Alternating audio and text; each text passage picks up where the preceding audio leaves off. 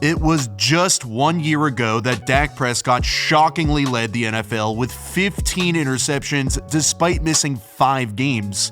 Oh yeah, tack on 2 more in the playoffs against the Niners. But in last offseason's episode, we talked about how some of those weren't his fault, and that has proved to be true.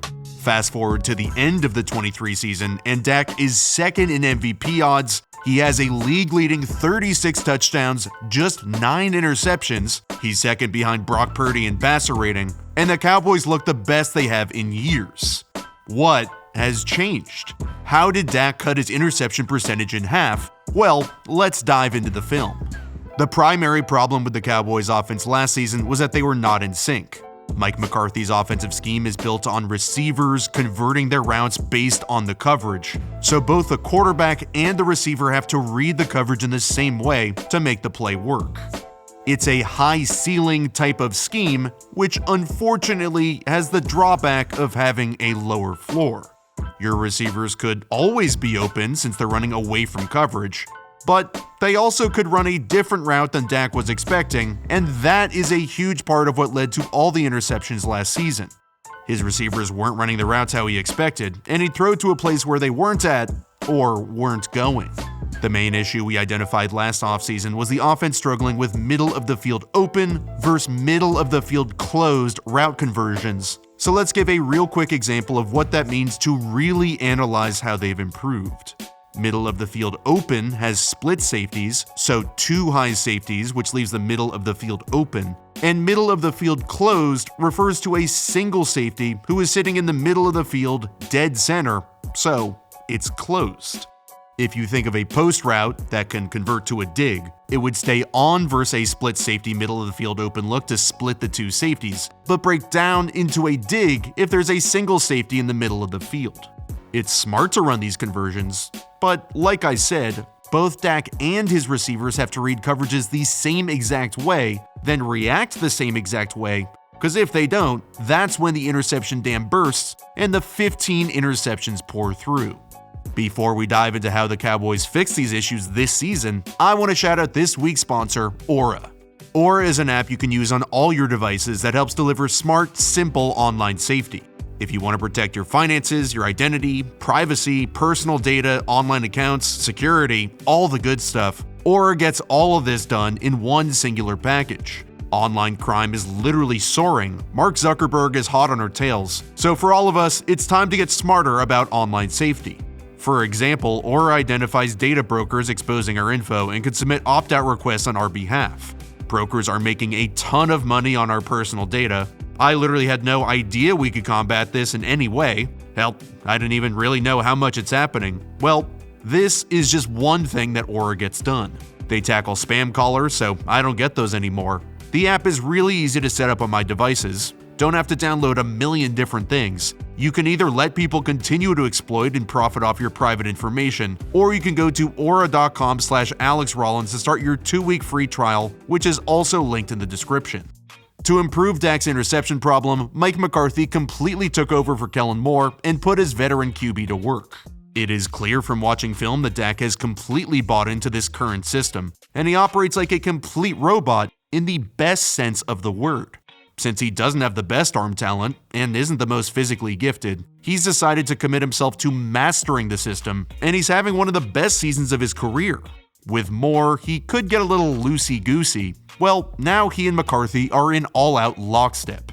Here they're running 9-8-9 or doubles, which has 2 go routes outside and then the post-dig conversion we talked about. The Giants have 1 high safety in the middle of the field, so Dak and CD are thinking dig, but at the snap the defense rolls into 2 high safeties middle of the field open, so the QB and receiver have to change what they're doing on the fly, and they make something that's really hard look really easy. McCarthy is helped by bumping up his motion shift rate a little, just a 4% boost from last year, but it's helped Dak and his receivers anticipate what's coming. When he shifts Tony Pollard out of the backfield and the safety and linebacker bump out with him, if you were playing 1 high, the only reason you'd have this safety at this depth would be to play a robber coverage, or to guard Pollard and man. But when the backer jumps out with Pollard, Dak knows it's not man, and you wouldn't be widening outside to come back into play robber. So Dak gives CD a little 2 sign telling him it's too high, and look how quickly he gets rid of this ball. CD holds his hand up immediately when he clears the linebacker, and Dak already has the ball out and in his hands. He's been known for hitting these seam routes up the middle or up the seam. It's been one of his biggest strengths over the last several years, but now that he's comfortable in McCarthy's system where he's playing with anticipation and not guessing what his guys are doing after the snap, the offense is hitting them at a higher rate than ever. His 23 touchdowns on vertical routes is the second highest of anybody in the last 5 seasons, according to Next Gen Stats. But what really helps him is his complete schematic dominance, where if you take away his vertical routes, he will dice you up anywhere else on the field. With the Giants playing this Nick Saban-style cover 7 defense, which is a quarters variation, depending on where you put the safety, either over the most inside receiver or the second most inside receiver, that's in simple terms who you're trying to defend.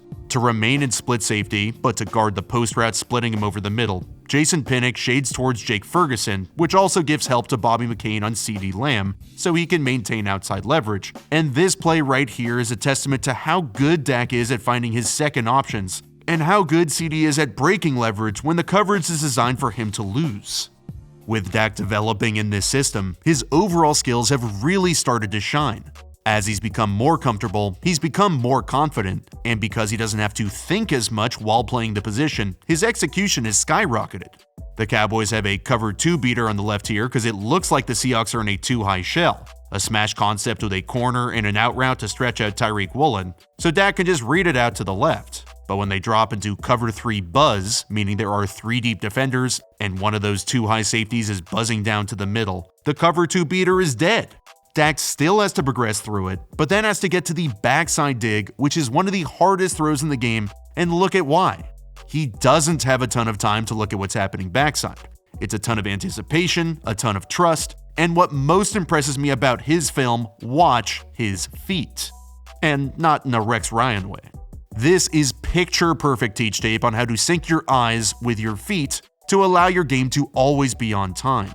Way too often, you see younger quarterbacks take even an extra half small step, clutch the ball. Dak is loading up the ball while scanning backside because he knows he barely has any time at all.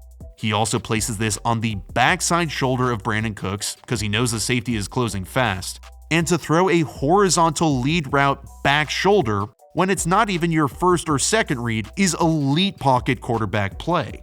This footwork makes up for his lack of physical ability. For a guy who has to play perfectly on time since he doesn't have the best arm, he is playing perfectly on time. The Seahawks have 3 safeties on the field and 2 linebackers. When the Cowboys motion CD across and the 2 safeties stay intact up top, that's a telltale sign for Dak that they're staying high. The Cowboys are running this double post concept, which is perfect against the 2-high structure.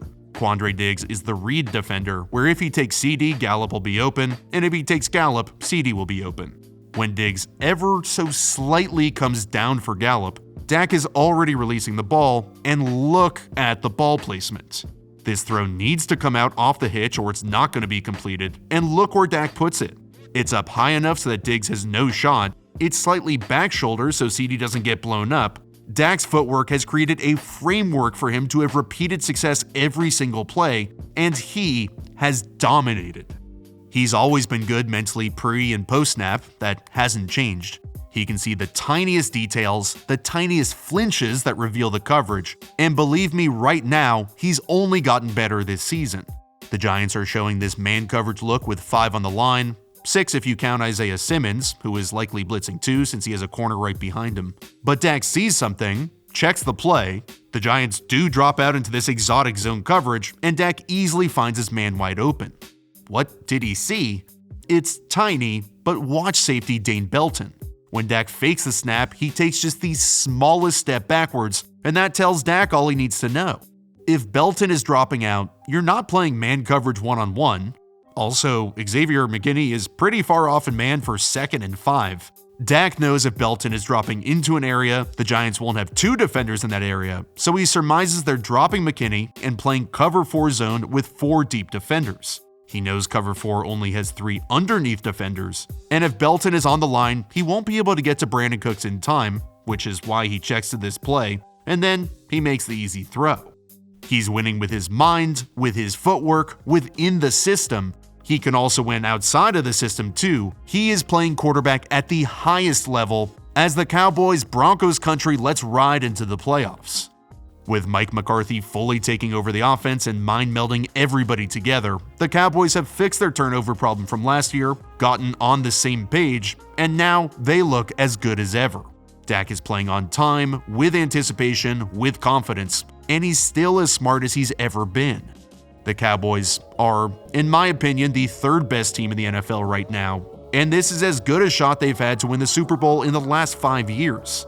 Dak Prescott is playing probably the best we've ever seen him, so now it's time for him to take the next step, bring home a Super Bowl, finally, for America's team.